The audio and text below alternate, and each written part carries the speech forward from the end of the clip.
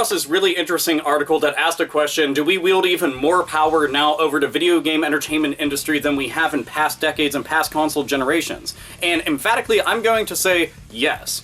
Considering that in 2015 we live in an already big-time information age where within just a matter of moments we can go and pull out a small miniature computer basically out of our pocket and we can go and determine the fate of a ton of different things out there if everybody decides unanimously that they want to go and dedicate all their time, energy, and focus on one particular subject, franchise, or even company.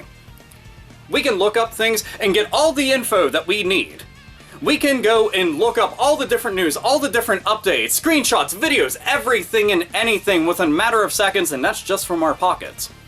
The amount of power that we wield, just look at social media. The advent of social media through things like Facebook, Twitter, Reddit, Tumblr, Instagram, you name it. People are on that shit every single day. And the amount of people that are on there talking about shit, just imagine if you're a big-time video game publishing company and one of the franchises that you're working on isn't exactly being well received by all the folks out there who consider themselves long-time standing fans or just basic-ass consumers that heard about it and had some interest in it, but now suddenly that opinion's 180'd, so you become a trending topic. And you go onto the official Twitter of your company and you see, oh, we're a trending topic, that's fantastic, that's a game that we're working on. And you see that it's nothing but people spitting venom. Everybody is pissed off and nobody's happy with the direction of it and is calling for heads on pikes in terms of your company.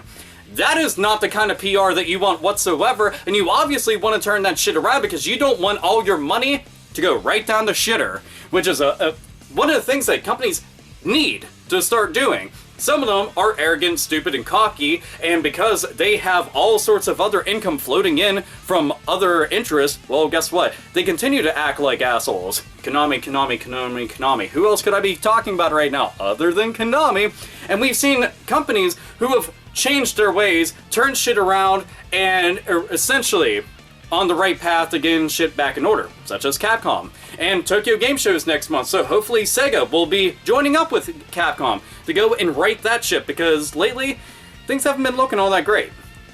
But social media has become so important. We've had the ability to tell companies directly, all the time, what we think and why we think it. I've always said 1,000 times over, and I'll continue to say 1,000 times over, to voice your opinions and to vote with your wallet. Because those two things, no matter what is said, at the end of the day, that is the most important thing that you can do. Let them know what you think and why you think that, and tell them that your money will be kept with you or spent elsewhere. Let them understand why they didn't make that particular sale. That transaction didn't go through because of X, Y, and Z. Those reasons right there. If you would have just listened to people over the past X amount of months, then we wouldn't have come to this crossroads right here. Now I've lost faith in you as a company, and I'm no longer all that interested in anything else that you're going to end up making. You've lost a long-time standing fan, and I'm going elsewhere. Fuck off, I'm done. And that's it. And they can view it as just one person.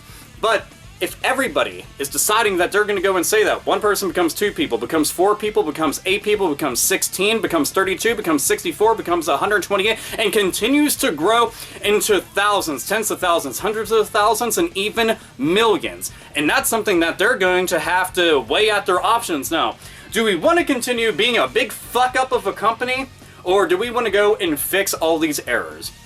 That's something that they have to realize. I mean, when you can talk directly to publishers and developers via Reddit, and via Twitter, and via Facebook, you should take that opportunity and do such. That is a big time deal, and it's your opinion. We're voicing opinions every day. Why the fuck not?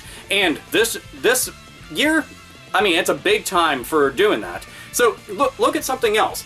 Look at the big boom with crowdfunding. Now, depending on your opinion of crowdfunding, it can be a good thing or it's an absolutely damning thing that you fucking hate to hell and back. But I've always looked at the positives of it, and that was a development studio getting out of the shadow of their big fucking money cock of a publisher, and they're going out and striking out on their own, where artistically they can do whatever that they wanted to, because there's lots of times publishers dictate what is and isn't going to happen within a game.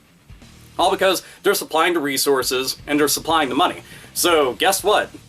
That right there kind of just determines the fate of the game ultimately. You might be the development studio, but there's only so much that you can actually do.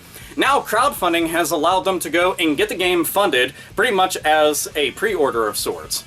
And you're able to go and talk directly to the people who are making these games. They can ask for you to vote on whatever it is that you want to see. Normally, they would just go and create a composition for some of the battle music, but they decided that they came up with several, and they want people to vote on it, and it could turn out the one that they were really interested in isn't the one that everybody really liked, and that right there helped a whole hell of a lot because they got to listen to fans. You know, that's important.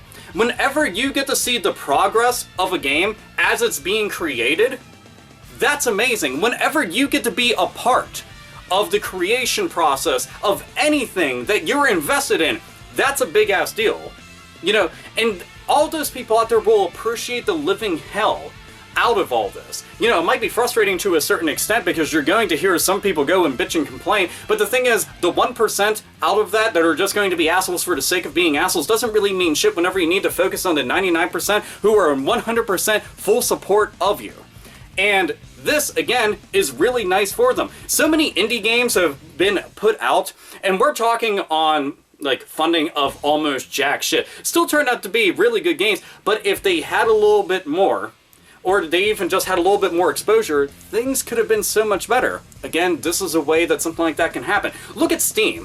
PC gaming in general has gotten even better thanks to Steam, and some people can go and disagree with that, and they're like, what about good old games and a whole bunch of other shit? Well, Steam for me is like one of my main go-tos for that. You know, I've looked at Steam sales all the time to go and pick up games on the fucking cheap, but Steam Greenlight has allowed games to go and make their way onto there. Granted, some are complete and utter fucking garbage and had no fucking reason to ever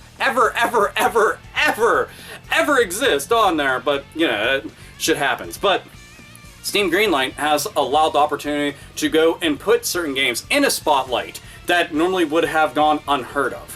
And then get part of sales, and I mean, then you have like Humble Bundle that's collecting all these different games together on the cheap, and you're paying what you want. Again, this is something that's all being determined by fans, by consumers, by gamers. This is more control that we hold. Okay, Steam Greenlight, guess what? People have to go and vote on that shit. So the fate of that game is determined by you. Crowdfunding, the fate of that game is determined by you.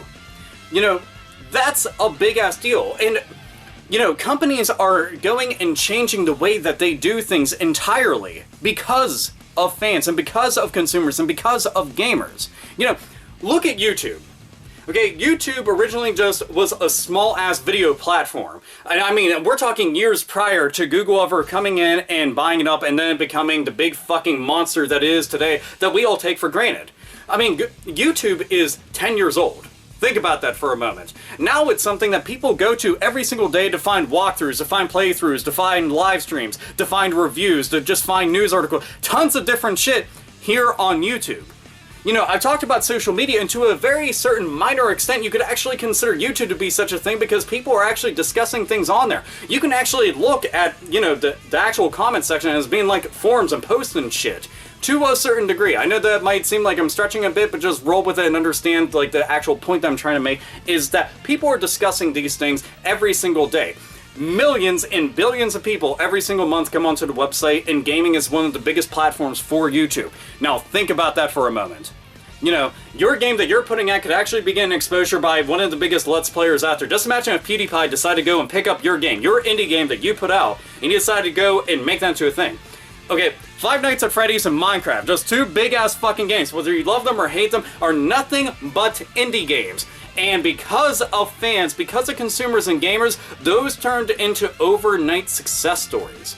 I mean, Minecraft has its own fucking, like, conventions. It has its own section dedicated on YouTube. That's nuts to think about. You know, we take it for granted that the game is, you know, a fucking juggernaut that it is. I'm the juggernaut, bitch. But it wasn't to start with, and the reason that it became that is because of us. You know, there's companies who have made comebacks, all thanks to gamers, because we were spreading the word. Word of mouth is an extremely important thing out there, because sometimes they don't have the money to go and advertise this game. They can't go and make big budget commercials that can premiere on the fucking Super Bowl, which cost millions and millions of dollars, by the way. They can't go and make that shit, even for TV. You can't sit there and fucking flip through stations, watch an episode of Monday Night Raw, and then all of a sudden, a commercial will appear for that particular game, because that costs buku bucks. But Word of mouth can spread really fucking fast. We're talking like fucking herpes and shit. Crazy stuff. But it's all thanks to the consumer. We do wield tons of power. You know, think about how many change.org petitions have been out there and how many of those petitions did end up making a big time change. The whole Project Rainfall thing, we wouldn't have gotten tons of those games if it wasn't for the fact that people were going and making a big deal about it, and then Nintendo took heed to it and released those games. That was thanks to fans. Make that perfectly clear, that was thanks to fans. Many of these companies are embracing the idea of just being open to comments, open to opinions, open to people just saying what they need to say, so long as it's constructive. And it is constructive considering it's an industry and a hobby that we love to death. You know, gaming is a big-ass deal to all of us, obviously. I mean, you're watching this fucking channel, and it has been to me for the longest time. Do I believe that we have one of the best entertainment industries in the entire world? Yes, because it combines all the different things that we love about movies, literature, music, and combines into an interactive medium that we can go and experience for hours on end. 40 hours plus going and playing a game that's crafted by experts. You know, actual artists went and put all this shit together. And it's something that we enjoy the living hell out of. So of course, we want it to be the best possible experience in the entire world. And we've done that by expressing our opinions and voting with our wallets. So, again, continue to do that as much as possible. I've always said to go and do stuff like that. Contact these companies, say what you can, share shit around. It's worth doing, and I thought this was a discussion worth having. Just because a lot of people don't think about it and take it into account. We just take it for granted. So, either way, this is AlphaOmegaSin. As always, nerds, nerdettes, and gamers, game the fuck on.